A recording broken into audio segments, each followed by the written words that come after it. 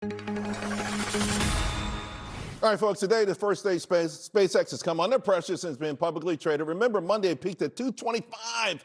It opened at 150. Now, it's not much of a pullback. That's the good thing. But for the army of retail investors who've already loaded up on this stock, we know this is an important test. We've got the right guest for it. Tim Horan, he's the managing director, senior analyst at Oppenheimer. And he put a report out last week with a buy on this, right? And what was interesting about your report, the subtitle was you point to disruptions with unique space infrastructure. So retail's loaded up on this. We're going to bring up the report in a moment, but you've got to buy, you got to target a 190. These are your, again, let's talk about the different businesses. And we're going to start, of course, with we've got the three main businesses, but now we also have Cursor in the mix.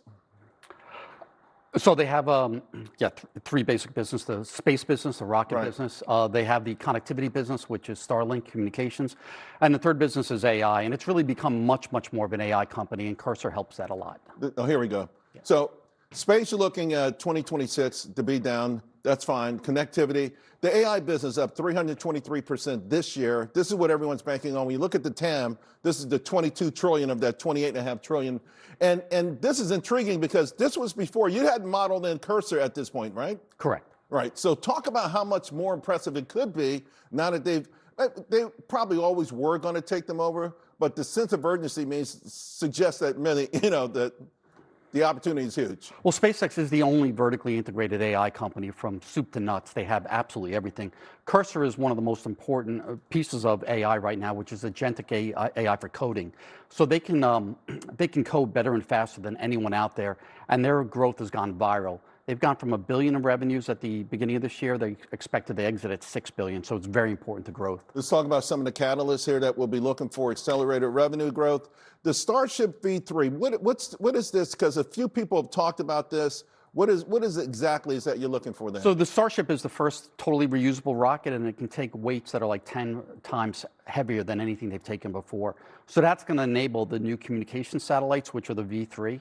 And it'll also enable data centers in space over time, and then all the other things we're talking about, like mining. So everything else falls into place. Is there a scheduled launch right now? It's supposed to come into commercial use by the end of the year. Their ramp over the next 5 years or so is 10,000 launches per year. 10,000 launches per year. Golly, this Starlink, everyone that's used it loves it.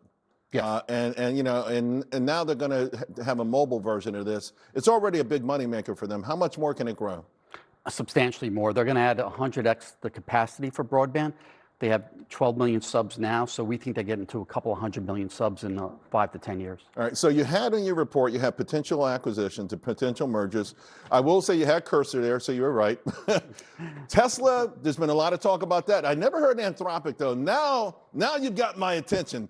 Where's the sort of synergies there? Well, if they want to be the complete dominant AI company, they plan on having the most compute. Anthropic has the best large language models, and SpaceX also has the best data across many, many different fields. So you need compute, data, and the best models. You combine all that together, it's a dream team. It is a dream team. Talk a little bit about de-risking. Obviously, everyone's heard all of the risk out there, or the commentary out there. What in your mind might be the biggest impediment? I feel like they're going to do extraordinarily well. For me, it's just a matter of how long it takes to execute all of this. I mean, they have some extraordinary engineering challenges. They're looking to build their own terafab, we didn't really talk about, but basically building their own chips, like 10 times more than anyone else is building at this point in time. They're talking about data centers in space. That's technology we've never used before. But they got to get the rocket working for everything else to work. Could, in your mind, this be the most consequential company of the fourth industrial revolution?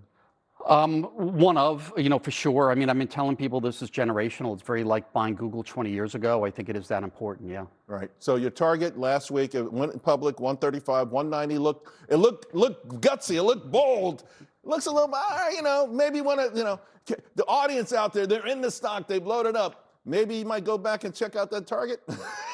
Well, we got 225. Got to work with us, Tim.